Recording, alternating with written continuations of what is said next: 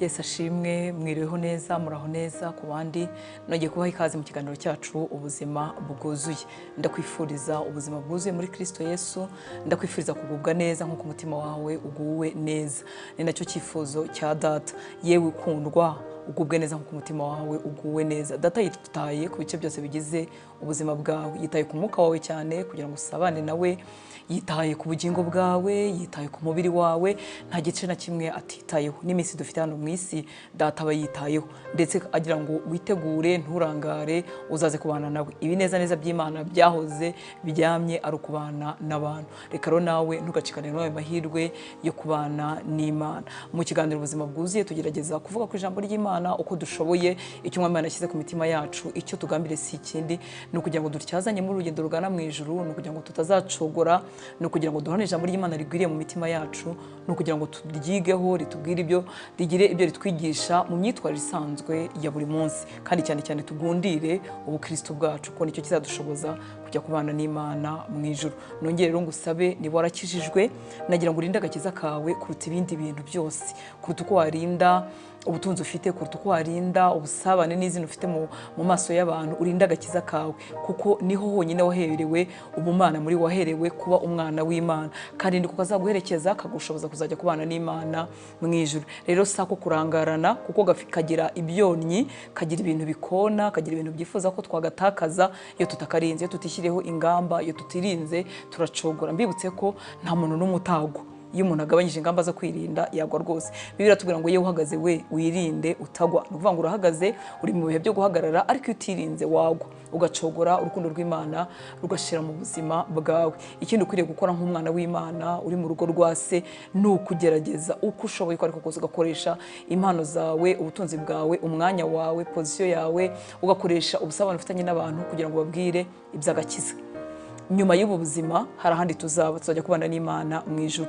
Abantu bagize ibyago byo gupfa batarakiriye Kristo bazaba batandukanye n'Imana burundu. Bagize ibyago byo gupfa batarababariwe ibyaha byabo bazaba batandukanye n'Imana burundu. Rero kuvuga ubutumwa bwiza ni inkuru z'agaciro kandi ni inkuru zihutirwa. Ntabwo tuzatura nk'imisozi, abo tubana ntibazahoraho, natwe ntituzahoraho. Birashoboka ko hari umuntu Imana yashyize mu nzira zawe, ari wowe wenyine uzamubwira ubutumwa bwiza. Hari ubutumwa bwiza tuvugira kure, abantu bakatureba turi kure, ariko hari igihe umuntu aba yegeranye n'abantu ukabagaragariza, ukababwira iby'urukundo rwa Kristo. Iyo mbivuga nanone biranezeza kongera kuvuga imbabazi z'Imana zitagira akagero, ubuntu bw'Imana butarondoreka, bubabarira buri munyabyaha wese icyaha yaba yarakoze icyo ari cyo cyose, nubwo cyaba kidakwirwa mu bwenge bw'abantu n'amatwi y'abantu. Imana yacu ni inyembabazi. Wowe unyumva ugihumeka, saba Imana yawe imbabazi, irakubabarira.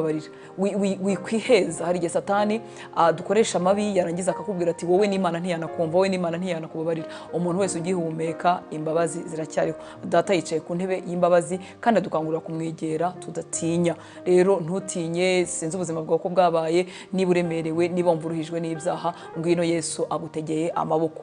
Urukundo rwinshi yadukunze rwatumye ajya kumusara, yambara ubusa, akorwa n'isoni kubera wowe nanjye. Ikindi, hari igihe umuntu aba yumva ari kure y'Imana, akumva atazashobora ubuzima bwo gukiranuka. Ntabwo ari twebwe twiha imbaraga zo gukiranuka, ariko tumaze gukingura Kristo ubuzima bwacu, Mwuka Wera araza akatubashisha. Birashoboka ko umuntu w'umunyabyaha rwimbi yahinduka umukiranutsi rwose. Ijuru ryishimira umuntu agahabwa imbaraga, akava mu byaha. Wahoze ari umusambanyi akabireka, wahoze ari umujura, ari umwicanyi, ari umuntu wangana akabireka, akagira umutima mushya.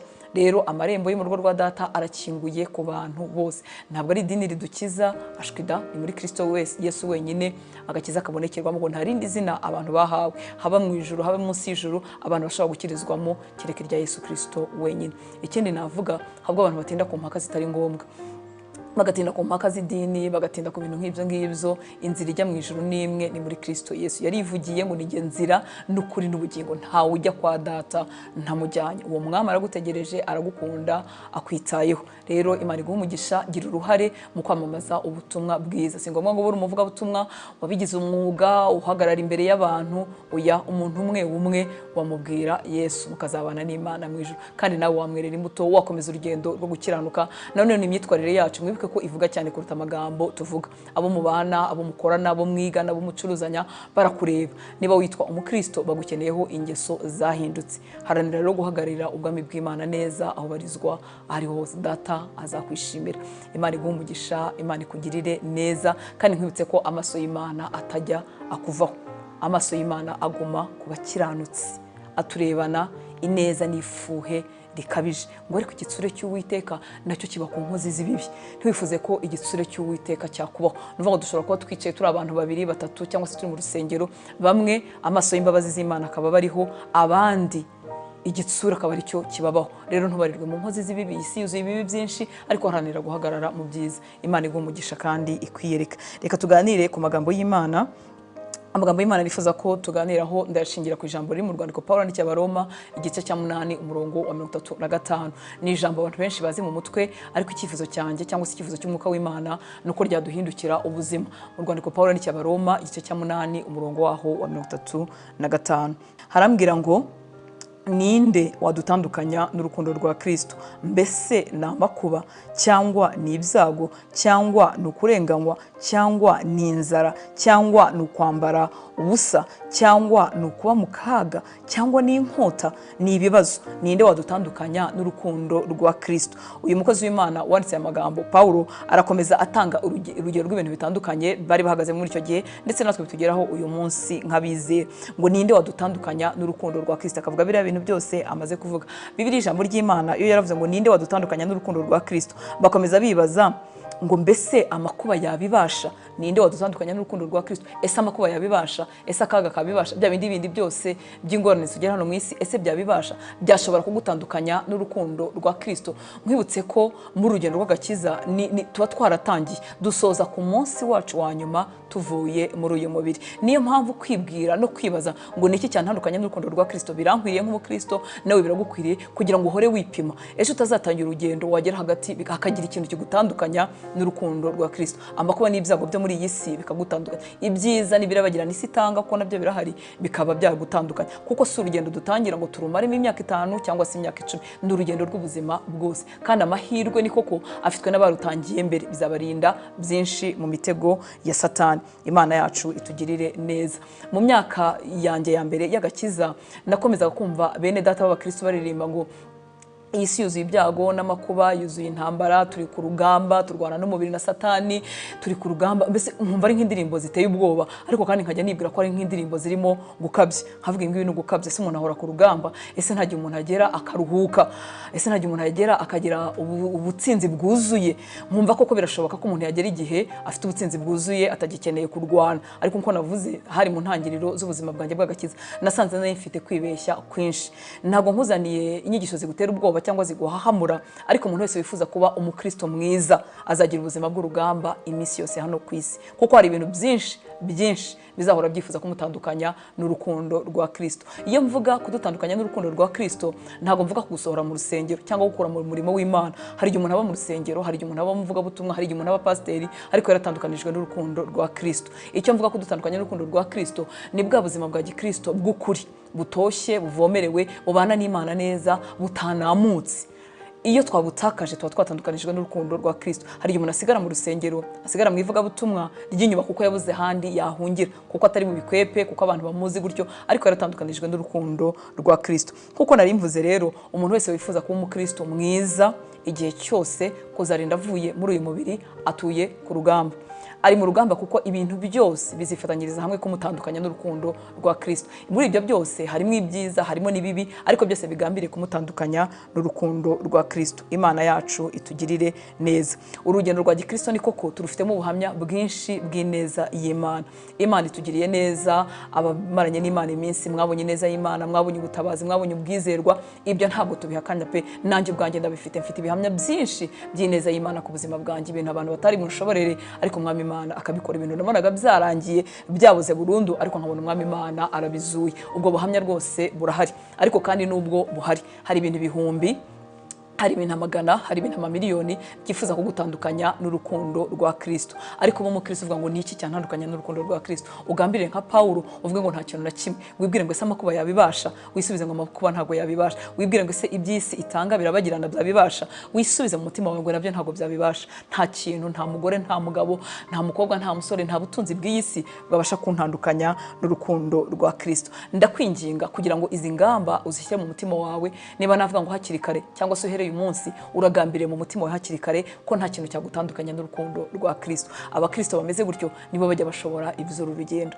bakazagera ku iherezo batabivuyemo. Ntibivuga ko umwanzi atabatera imyambi n'amacumu, ntibivuga ko umwanzi atabahiga, ariko baragambiriye mu mitima yabo, baravuga ngo nta kintu cyadutandukanya n'urukundo rwa Kristo. Imana yacu tugirire neza. Muri urugendo rw'agakiza turakura, dutera intambwe. Hari umuntu icyagiye dukizwa tuba tumeze nk'impinja zavutse uwo munsi. Icyo data aba dutegerejeho nuko twagenda dutera intambwe umunsi ku wundi, tugenda tugwiza imbaraga. Ntabwo data aba dutegerejeho ko twakomeza kuba impinja, ntabwo data aba dutegereje ko ibyatunaniraga bikomeza kutunanira, ahubwo abaga yifuza ko twaba abantu bakura.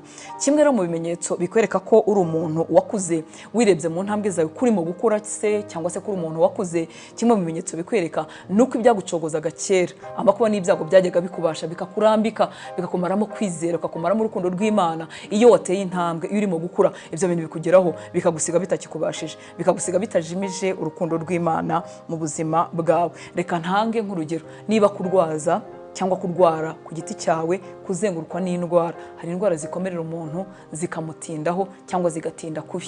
Niba kera iyo byakugeragaho byarakurambikaga burundu, ukumva Imana si yizerwa, ukumva Imana si y'amasezerano, ukumva Imana ntikuzi, ariko waba ukomeje gukura uteye intambwe, indwara zakugeraho warwaza, ntunamuke mu mutima wawe, ugakomeza kuvuga ngo ni indwara ntizabasha kuntandukanya n'urukundo rwa Kristo. Ndabihamya kandi ndabinezerewe kuri mutera intambwe mu buryo bwo mu mwuka. Uburyo bwo kwipima ni bwinshi. Niba gukena cyangwa se gukira, reka nabyo mbivugemo, ariko cyane cyane kangaruka ku gace ko gukena. Niba gukena, kugira ibyubura, gutinda kw'ibyo wasabye Imana ariko bitaboneka, niba byarajyaga bikuryamisha burundu, ukumva urukundo rw'Imana rugushizemo, ukumva urukundo ukunda Kristo rurashize, icyo gihe wajya kubasha gutandukanywa nabyo. Kuvuga ngo ubukene, kugira ibyubura byagutandukanyaga n'urukundo rwa Kristo. Ariko niba uri mutera intambwe, ushobora kugira ibyubura uyu munsi, ushobora kugira ibyo ukenera ntuhite ubibona cyangwa se ntuzanabibone, ariko urukundo ukundana n'Imana ntirugutandukanye. Iyo ni intambwe nziza ibitwereka ko turimo dukura. Ikindi kandi mu buzima bwacu tubana n'abantu, tuba mu miryango, tubana n'inshuti, tubana n'abavandimwe, tubana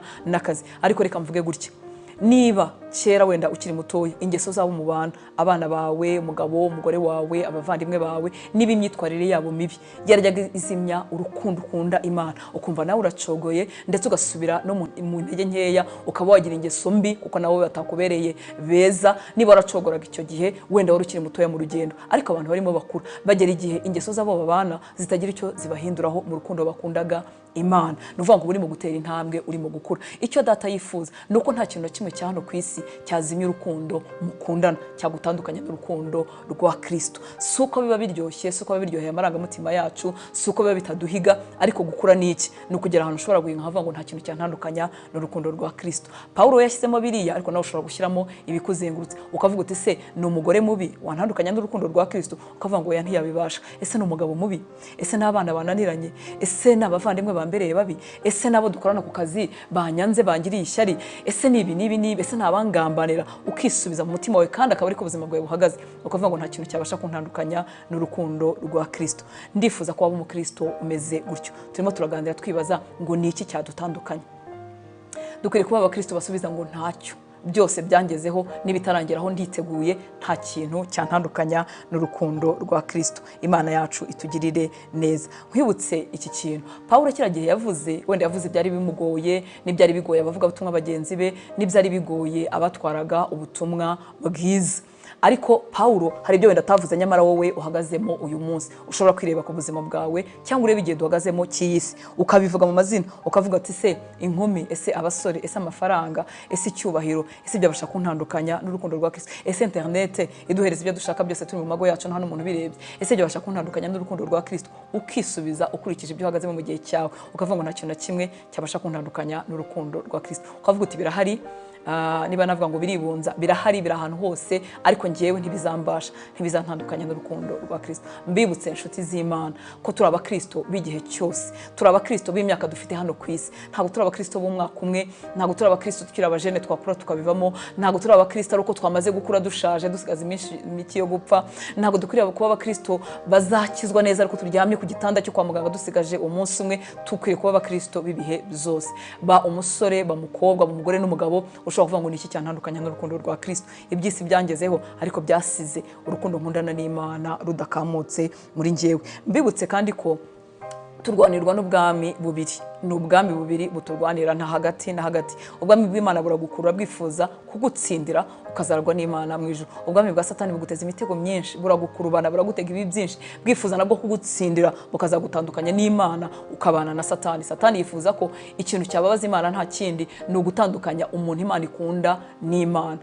Icyo Satani aharanira kuko atabasha kugera ku Mana akora ku muntu Imana ikunda. Rero ubwo bwami bwombi buraturwanira. Ubwami bw'Imana buragushaka, ubwami bw'Imana burakurwanira. Yesu yicaye iburyo bwa Data akwingingira kugira ngo utananirwa. Aka kantu kuko Yesu atwingingira numva kanejeje. Murabizi umuntu yingingira umuntu, kubaza ibyo gusengera abandi, ushobora gusengera umuntu abizi cyangwa se atanabizi, ariko iyo urimo wingingira umuntu umuvuga mu izina, ukavuga muri detaye ibimubabaje n'ibigize ubuzima bwe, ukamusengera Imana kugira ngo atananirwa, adacogora, ukingingira abe, ukingingira umunezero we, ukingingira ibimuzengurutse, ukamwingingira muri rusange kugira ngo azarangize urugendo amahoro. Cyangwa se hari ikibazo runaka mwaganiriye yakubwiye ko kimubabaje, ukamufasha gusenga, ukamwingingira. Bishobora kukubyutsa, bishobora kugutera kwiyiriza, bishobora kugutera kwikingirana kandi ari ikibazo kitari icyawe. Tekereza rero umutambyi mukuru, umwinginzi uruta abandi. Yesu yicaye iburyo bwa Data akwingingira. Iyo akwingingira akuvuga mu izina nkuko natwe tujya tuvuga amazina y'abantu turimo dusengera. Arakwingingira muri detail, azi ibikugoye, azi ibikubabaje. Rero ubwo bwami bwa Data burakurwanira. Hari ingabo kandi zoherezwa ibihumbi bitabarika z'abamarayika bashinzwe kugukomeza, bashinzwe kukurinda, bashinzwe kukurwanira. Ntago amaso asanzwe abasha kubabona ariko barahari. Cya gihe umukozi w'Imana Elisa ndetse na Gehazi babonye ingabo z'abamarayika nyinshi ziri ku mafarashi zibarinze. Ufite abamarayika bagendana nawe. Murabizi ijambo ry'Imana ribavuga mu Baheburayo ko abamarayika ari imyuka ikorera Imana, ishinzwe gukorera abazaragwa agakiza. Rero ubwami bw'Imana burakurwanirira, ntabwo uri wenyine. Icyo Data yifuza no kwaba mu Kristo ngo niki cyantandukanya n'urukundo rwa Kristo. Ikindi Data abashaka nuko ibintu byose bikugeraho mu buzima byakwegereza Imana kurutaho. Niba uhuye n'amakuba, niba uhuye n'ibyago, niba uhuye n'inzara, niba uhuye no gupfusha, niba uhuye n'inkota, nk'ibyo bintu byose Paulo yavuze, bikarushaho kukwegereza Imana, bikagutera kurushaho kwishaka no kurushaho kuyizera. Ntabwo ibitugeraho Data yifuza ko byadutandukanya n'urukundo rw'Imana. Reba rero mu bikugeraho ibibabaje bigutere kwegera Imana no komeza kuyiringira no kwishakaho ubuhungiro no kwishakaho imbaraga n'ubutabazi. Nuhura n'ibyiza kandi nabyo hari igihe ibyiza biba byinshi ku buzima bwacu. Nuhura n'ibyiza nabyo bizagutere kurushaho kwegera Imana. Aka kantu k'ibyiza iyo tukavuze, umuntu adaheruka ibyiza ku buzima bwe yibwira ko ibyiza nta bantu bijya bigusha. Ibyiza bigusha abantu. Kuzamurwa n'Imana byibagiza abantu bibagirwa vuba iyo bahaze. Muribuka Imana yabwiraga ubwoko bwayo bujya i Kanani, arabwira ngo nimugerayo ntimuzibagirwe, nimutura mu mazu meza mutubatse mukabona imyaka myiza mukarya mugahaga, ntimuzibagirwe. Umutima w'umuntu wibagirwa vuba. Icyo Data yifuza rero mu byiza bikugeraho nuko utakwibagirwa Imana ngo ikome mu gatuza ngo uvuge ngo n'ubwenge bwanjye bwabishoboye. Birashoboka ko ubutunzi, birashoboka ko ibyo twita umugisha, birashoboka ko amahoro bijya bitandukanya abantu n'urukundo rw'Imana. Ibihugu biteye imbere bigenda bitera umugongo Imana nuko akenshi ibintu by'ibanze baba bifite. Ushobora kubwira umwana inzara kumva ntazi iby'inzara, ushobora kumubwira ibyo ukenda kumva ntazi ibyo ari byo, ndetse wamubwira ko n'Imana yakugaburiye kumva ibyo bintu ntibihura. Ntarabona umuriro ubura, ntarabona umuntu wenda arara hanze, ntarabona ibyo bintu byose wenda ntabyo azi, bikabatera kumva ari Imana ubwabo, kumva nta Mana bakeneye. Hari igihe rero essence kugubwa neza bitera abantu kwibagirwa Imana, ariko ibikugeraho wowe inshuti y'Imana Data yifuza ko byose byagusunikira kwegera Imana. Nkuko nari mvuze turwanirwa n'ubwami bubiri, ubwami bw'umwijima, ubwami bwa Satani nabwo buragushaka. bwifuza kugutandukanya n'urukundo rw'Imana. Satani yamanukanye umujinya mwinshi kugira ngo gutandukanye n'Imana burundu. Mwibuke ko imigambi ye n'imirimo ye ni ukwiba, ni ukwica, ni ukurimbura. Icyo agambiriye ni uko yakwica, akarimbura, akiba buri kintu cyose kiri iruhande rwawe kugira ngo ubuzima bwawe bubihe none utandukanywe n'Imana. Imana yacu ikwambike imbaraga, Imana yacu igushoboze. Igituma Satani akora ibyo byose si ikindi. Iyo aguteje ibyago, yaguteje amakuba, si ibyo byago abagambiriye ikiri bukurikireho, abagambiriye kuzimya urukundo wakundanaga n'Imana. Iyo ugeze mu gihe cy'akaga, kwihangana kukakubana bukeya cyangwa ukabona ubutabazi bw'Imana busa nk'ubutinze, Satani yongorera umutima wawe, akongorera ubwenge bwawe, akabwira ati ariko hari ubundi buryo, hari indi nzira umuntu yitabaramo, hari ukundi kuntu babigenza. Bivuga ngo ibyago byose n'amakuba Satani aguteza si ikindi ashaka, arashaka kuzimya urukundo ukundana n'Imana, ashaka kuzimya urukundo rwa Kristo muri wowe. Uyu munsi Satani yishe ingo nyinshi, amaze kwica ingo nyinshi, ubukristo bw'abagore burazima, ubukristo bw'abagabo burazima, imihaziriko akabageze ku babyeyi, akabazimije imihamagaro y'abantu benshi. Uyu munsi Satani yateje irari ry'ibyisi, gukunda ibyisi mu mitima y'abera benshi, ku buryo urukundo rw'ibintu no guhora twifuza kongerwaho, no guhora dushaka ubuzima bumeze nk'uburushanwa no kwigereranya n'abandi, byinshi imitima y'abantu bizimya urukundo rw'Imana. Mu bintu byinshi bidutandukanya n'urukundo rwa Kristo harimo n'amaganya y'ibyisi, guhora twiganyira ibindi bikurikiraho, bigatuma urukundo rw'Imana ruzima mu mitima yacu. Hari abera benshi batagishobora gutekanira mu Mana, batagishobora gukoresha Imana n'ubutunzi bwabo buke bafite kuko amaganya y'isi yarabuzuye. Mwibuke ko mu bintu bihinduka nk'amahwa bikamunga ijambo ry'Imana mu mitima yacu harimo amaganya y'isi, hakabamo n'ivutu ry'isi. Ivutu no guhaga, amaganya no kwiganyira. Ibyo byose Satani igituma biduteje, igituma mbona hari impagarara nyinshi ziri mu batizera Imana, ziri no mu bizera Imana. Icyo Satani agambiri no kugutandukanya n'urukundo rwa Kristo. Rero birasaba iki? Birasaba imbaraga nyinshi kubera ko uracyafite imyaka yo kubaho, kugira ngo ntagire ikintu na kimwe ugambire mu mutima wawe uvuge ngo nta kintu na kimwe kizantandukanya n'urukundo rwa Kristo. Ese ni irari ry'uyu mubiri? Uyu mubiri urararikira ugahuza n'ibindi birabagirana Satani yatuzengurukije hanze. Iyi si ifite birabagirana byinshi, ifite ibiryoshye, ifite ibinejeje, ifite ibintu rwose umuntu yaryama akavuga ati yo nageze iyonge. Ibyo bintu biragukurura, bigahura n'irari risanzwe muri kamere yacu, ukaba wagwa burundu. Ariko reka ugambire mu mutima wawe ngo irari ry'umubiri wanjye ntirizantegeka. Ibirabagirana bigihari, ibinezeza bigihari, nta kintu na kimwe cyantandukanya n'urukundo rwa Kristo. Imana yacu itugirire neza. Umuntu rero uri bubibashe no muntu wibwiye amagambo nk'ayo Paulo yavuze, akavuga ngo ese niki cyantandukanya n'urukundo rwa Kristo. Ushobora kuvuga ngo niki cyantandukanya, cyangwa kuvuga ngo niki ninde wantandukanya n'urukundo rwa Kristo. Abari mu bo nkunda, abari mu banyanga, nta numwe wagira imbaraga zo kuntandukanya n'urukundo rwa Kristo. Nta kintu, nta makuba, nta byago, nta gukomera, nta gusuzugurwa, nta kwangwa, nta guterwa amabuye, nta kuba mu kaga, nta gupfusha, nta nkota byantandukanya n'urukundo rwa Kristo. Mbibutse ko hano hantu dutuye ni mwisi, birashoboka ko umuntu yanapfusha yewe akisanga ari wenyine. Mu buhamya bw'abakozi b'Imana batandukanye mu binyejana bitubanjirije, tujya dusoma mu bitabo inkuru zitangaje, abantu bagiye bakorera Imana, rimwe ubwato bukarohama bukagwisha umuryango we wose, abandi bagashya kandi barimo bitegura ibiterane, abandi bakagwa mu ndege kandi umukozi w'Imana yagiye murimo w'Imana, ariko ibyo ngibyo ntibibashe kubazimya. Ndakwifuriza nawe ko wahagarara. Ntabwo ndimo nkuzanira inkuru z'ibyago n'amakuba, ariko ndimo ndakubwira ngo ugambire mu mutima wawe uvuge ngo niki ninde wantandukanya n'urukundo rwa Kristo. Umuntu ugambiriye muri ubwo buryo niwe wabishobora. Reka nkubaze akabazo turimo twipima, wibwire ngo ese ni hehe njya nkorwa, ni hehe nakorwaho nanjye ngacogora nkagambirira nkamera nk'abandi. Aya ni amagambo Delila yabwiye Samsoni, yaramubwiye ngo ariko niki umuntu yakubohesha nawe ugacogora ukamera nk'abandi ugashyiramo imbaraga. Nanjye reka nkubaze ngo ni hehe ujya ukorwa. Gukorwa murabyumva, gukorwaho nakahe gace nihe domaine y'ubuzima bwawe ujya ukorwaho, ni hehe umuntu yakora ugacogora ukamera nk'abandi. Nongeye nkubwire ko aho hantu hajya hagucogoza ari ukeneye kugwiza imbaraga. N'icyo amaso yawe ajya yerekeraho ugahita wibagirwa iby'urukundo wakundanaga n'Imana. Ni irihe jambo ribi ujya ubwirwa n'abantu, ni ikihe kintu kijya kikugeraho ugahita wibagirwa iby'urukundo rwa Kristo. Ni hantu hehe ujya wisanga ugahita wibagirwa iby'urukundo rwa Kristo. Nabahe bantu mujya mwisanga muri kumwe ukibagirwa iby'urukundo rwa Kristo. Imana yacu kwambika imbaraga, Imana yacu igushoboze. Aya magambo Delila yabwiye Samsoni ngo niki umuntu yakubohesha ugacogora ukamera nk'abandi. Muribuka ko yakomeje kumureshya, yagera akamubwira ibanga rye, akamubwira ati burya ndi umunaziri, ntabwo nagomba kogoshwa umusatsi, banyogosha nanjye nacogora nkamera nk'abandi. Nawe ndagira ngo wigenzure ni hehe ujya ukorwa ugacogora ukamera nk'abandi. Kubwira ngo ako gace gakeneye imbaraga kuko urugendo ruracyari rurerure. Dukwiriye kuba mu bakristo bavuga ngo nta kintu cyadutandukanya n'urukundo rwa Kristo. Turebye ingero zitandukanye muri Bibiliya, hari ibyago n'amakuba byagiye bigera ku bantu batandukanye, bamwe bikabacogoza abandi bakagira imbaraga zo gukomeza. Iyo turebye Nawomi wo mu gitabo cya Rusi, ni umubyeyi wagize ibyago pe, ntabwo ndimo mvuga ko byoroshye. Yarapfakaye apfusha abana. Niba hari ikintu kibishye muri iyi si ni ugupfakara, gupfusha abana, ugasigara nta mwana namba, ugasigara nta mugabo, kandi ugeze mu myaka utazongera no gushaka cyangwa ngo wongere ubyare. Iki cyago gikomeye kizwi nabo cyabayeho, ntabwo twakivuga nk'abakizi ko ntitubizi, ariko iki cyago gikomeye cyageze kuri Nawomi kiramucogoza. Arababwira ngo sinkitwa Nawomi, ntabwo nkiri igikundiro, nabaye Mara, narashaririwe. Ni ukuvuga ngo yarazimye, ishyaka wenda n'urukundo yari afite biragenda birazima burundu, ariko hari abandi kigeraho bakakibasha. Iyo turebye uriya mubyeyi witwa Ana wo mu butumwa bwiza bwanditswe na Luka mu gice cya 2, Bibiliya irambwira ngo yapfakaye amaranye n'umugabo w'imyaka 7. Niba yari yarabyaye, niba atari yarabyaye, niba abana baragumyeho cyangwa barapfuye, ariko binyereka ko we yashoboye kudatandukanywa n'urukundo rwa Kristo kurusha Nawomi. Yakomeje gukunda Imana. Bibiliya irambwira ngo yahoraga mu rusengero asenga yinginga Imana, aramya Imana ku manywa na nijoro. Ikiri ntigeze atakaza connection n'ijuru.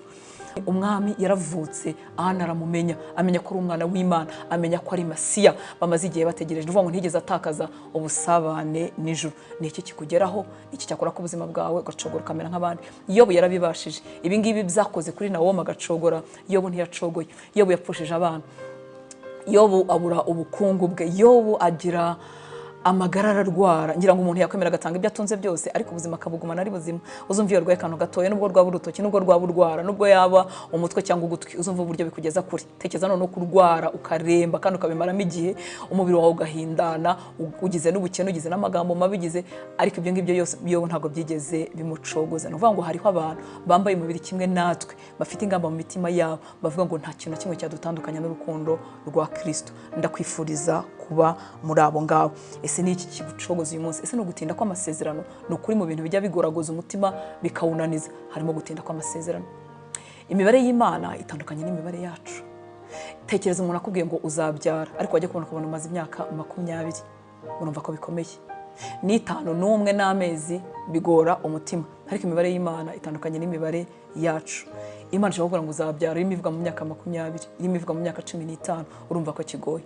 Yosefu nawe yagezweho no gutinda kw'amasezerano, ariko nawe ntigeze acogora, ntigeze atakaza urukundo akunda Imana. Umusore yahawe amasezerano akiri mutoya ari iwabo, ariko ubuzima bwe bwose bwaciye mu bintu binyuranye n'ibyo yari yarabwiwe. Muribuka ko se yamusobanuriye inzozi, akubwira ati niko kuravuze ngo uzakomera, njyewe na nyoko n'abavandimwe bawe twese tuzikubita imbere yawe. Ni ukuvuga ngo yarazi ubusobanuro bw'inzozi ze, ariko agiye kubona byose biranyuranye. Ngaho bamutaye mu rwobo, ngaho bamugurishije, ngaho yabaye umucakara, ngaho yageze mu rugo kwa Potifari atangiye kugira agahenge, ngaho baramubeshye, ngaho agiye muri gereza. Gutinda kw'amasezerano ko ntikwigeze kumucogoza. Yakomeje kubaha Imana naho abantu batareba, ndetse kure y'Imana y'iwabo, kure y'umuryango we. Gutinda kw'amasezerano kwigucogoza. Icyo nakubwira ni kimwe, Imana niyo kwizerwa. Yabikora mu buryo twumva, yabikora mu buryo tutumva, yasubiza mu buryo butandukanye n'ubwo twari dutegereje. Imana niyo kwizerwa. Gutinda kw'amasezerano kwigucogoza, kuko mu ijoro aho uzicara uzahura n'abantu bihanganye, uzicarana n'abantu bategereje, bashobora kuba barategereje igihe kirenze icyawe, ariko babigumamo. Nawe uhinduka umukristo uvuga ngo ni iki cyantandukanye n'urukundo rwa Kristo? Ese no gutinda kw'amasezerano? Ese ni igihe Imana isa nkaho yacecetse kandi ari igihe twari twitegereje? Iyo ndebye ubuzima bwa Daniyeli nta kosa bari bamuhwegeye bajya kumunaga mu rwobo rw'intare. Hari igihe twebwe dushobora no kuzira n'amakosa twakoze, tukazira n'uburangare, tukazira no ko tutasenze, tukazira n'ibintu bitandukanye. Ariko Daniyeli twitegereje ubuzima bwe, yari umugabo usenga, yari umugabo wanye n'Imana neza, yari umugabo warinze umutima we. Ariko igihe kigeze baramubeshyera, bamubeshyeye Imana ntiyabivuguruza. Arategeza ninjoro ntibyavuguruzwa. Niba ari umunsi, niba haratambutse igihe kingana iki, Imana iricecekera. Bagera ku masaha yo kumunaga mu rwobo, Imana iraceceka. Ese Imana yaragucecekanye ukumva uri mu Imana yacecetse, ukumva birimo birakugamburuza? Ibuka Daniyeli ko atagamburuye. Barinze bamumanura mu rwobo rw'intare atari yisubiraho. Mwibuka ko nawe yari umuntu umeze nkatwe. Ngerageza kwinjira nko mu marangamutima ye n'umutima we, nkibaza igihe yamanukaga bamunaga mu rwobo rw'intare, yamanutse atekereza iki? Yamanutse yibwira ati se iyi Imana irandetse? Ariko ashobora kuba yaravuze ati napfa intare zandya, Imana nzi ko ari yizerwa.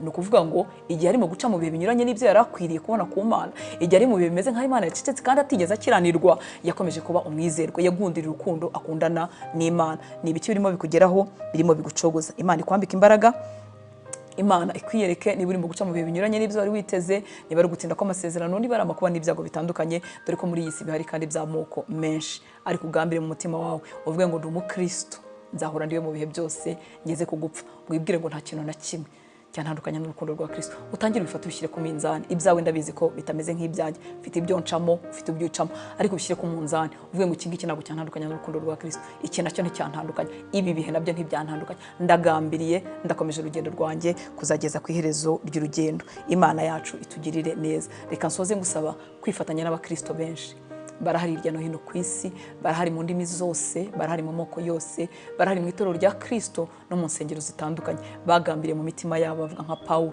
baravuga ngo nta kintu na kimwe cyadutandukanya n'urukundo rwa Kristo. Ndakwifuriza kuba muri abo ngabo nibo bazarangiza urugendo amahoro. Kristo yabagarutse mu gihe cyacu, yaba atagarutse tukazanira dusinzira, tukazarangiza urugendo amahoro. Imana ikugire neza, wahawe icy'agaciro kuruta ibindi, wahawe umwana w'Imana. Ubuzima bwa Kristo burakorera muri wowe, ubuzima bw'ubumana buri muri wowe. Niba warizeye Kristo uri umwana w'Imana, icyo nicyo ukwiriye kurinda kuzageza umunsi wa nyuma wawe hano uva hano mu isi. Imana iguhe umugisha, Imana ikwambike imbaraga. Niba utarakizwa nongere nkubwire ko ugihumeka, kuba wumva iki kiganiro, kuba urimo kunyumva, wanyumva none wazanyumva kera, kuba ugihumeka ni amahirwe Imana yagiye ikongera. Mwiko ko Imana ijya yirengagiza imyaka yacu yo kujijwa kugira ngo itugire neza, ikirengageza ubupfapfa, tugakora ibyaha ikatwihorera, itegereje ko hari umunsi umwe twazahindukira. Hari abantu mwabanye, hari abapfiriye mu byaha, hari abapfiriye mu mpanuka batagize amahirwe yo gukizwa. Wikwitesha aya mahirwe ufite yo kuba ukiri muzima. Hari intambara zatwaye abantu, hari ibyorezo byatwaye abantu. Kuba ugihumeka ni amahirwe Imana iguhaye yo kugira ibyo utunganya. Imana iguhe umugisha, Imana ikugire neza. Reka dusenge. Data, mu izina rya Yesu, ngushimiye neza yawe n'ubuntu bwawe, ngushimiye urukundo rwawe rwinshi rutuma tudashiraho. Urifuza ko njyewe, abahungu bawe n'abakobwa bawe twaba muri ubu bwoko ushobora kuvuga ngo niki cyadutandukanya n'urukundo rwa Kristo. Amakuba ntabibashe, ibyago ntibibashe, buri kintu cyose n'ibyiza isi itanga ntibibashe kudutandukanya n'urukundo rwa Kristo. Ndasenze kugira ngo imbaraga zawe ziherekeze iri jambo. Umuhungu wawe, umukobwa wawe uzaryumva azahabwa imbaraga zo kuba muri iri tsinda ridatandukanywa, muri iri tsinda ritajya ribivamo, muri iri tsinda ridafite ikintu na kimwe cyaritandukanya n'urukundo rwa Kristo. Bana nawe, mwambika imbaraga, mushoboze. Ibimuhiga ntabwo biyobewe, ibimurwanya urabizi, ibigerageza kumucogoza byose urabizi kandi urabigenga. Mwambika imbaraga kugira ngo adatsindwa, mwambika imbaraga kugira ngo adacogora. Ndasengera bari baracogoye n'abari barabivuyemo n'abari baratandukanijwe n'urukundo rwa Kristo, kugira ngo uyu mwanya ubuntu bwawe n'urukundo rwawe rwinshi byongere bibagarure. Uri Imana y'amahirwe ya kenshi, ntabwo ureba nk'abantu. Tujya tureba mwami tugakiraho abantu iteka, tugashyiraho n'akadomo tukuvuga ngo byararangiye, ariko Yesu ukomeze. No mu rupfu wavanamo, no mu byaboze wazura. Ndakwingize ngo usanga abahungu bawe n'abakobwa bawe bumvaga byararangiye, wongere ubabyutse, ubagaruze neza yawe, maze nabo babarirwe muri aba bantu batagitandukanywa n'urukundo rwawe kuzagera ku iherezo ry'urugendo. Urakoze Papa, icyubahiro cyose nikikugarukire, mu izina rya Yesu dusenze, amen. Imana iguhe umugisha, Imana ikugire neza. Urakoze kubana natwe mu ijambo ry'Imana, urakoze kurisangiza abandi, urakoze gukangurira benshi ku bukiranutsi. Nkwibutse ko abakanguriye benshi ku bukiranutsi bafite ingorane zidasanzwe zibategereje mu bwami bw'Imana. Urakoze, Imana iguhe umugisha.